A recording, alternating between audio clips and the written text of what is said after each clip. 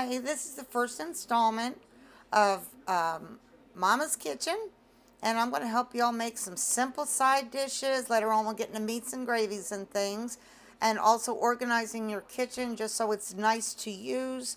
All right, now what I've got here is Florida white potatoes. They're thin-skinned, and I have olive oil, light, in the pan, in my cast iron pan already. If you don't have cast iron, you can go ahead and use a baking pan like you would with your cakes or whatever you use. And put that in there, and you can cover it with tin foil, but we are going to cover this. I've got the oven preheating on 350. Now, I salt liberally, so you'll see I don't even use the top of the shaker. I mean, go ahead and salt it. All right, just like, look, I'm just pouring it on there. That's good, okay?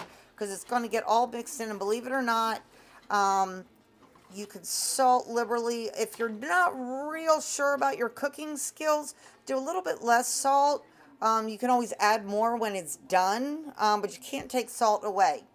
Now, garlic, I use in just about everything, and I'm using garlic powder. Sometimes I use raw garlic, but for tonight, we're just going to use garlic powder, and we're just going to liberally, there you go, liberal. I mean, just pour it on there. All right, that's the garlic powder. I don't use garlic salt because it's not my mixture. I want it heavier than what you would get in a jar of garlic salt. So go ahead and add your salt, add your garlic powder, or your fresh garlic, minced garlic in the jar is fine if you like to use that. All right, liberal with the pepper. Go ahead and just throw it on there. Don't be afraid to use your spices. Those are your basic spices. One of my favorite things to use, you'll see here, is Jack Daniel's chicken rub.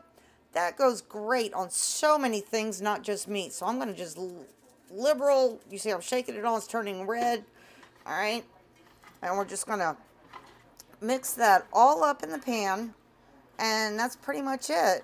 It's going to stick to it because you already had coated your potatoes first. So now you can see it's all mixed in there nice and pretty. And I've got a lid for this. And like I said, if you don't have cast iron, go ahead and use your baking pan with some tin foil. And we're going to take this over to the oven, 350. All right.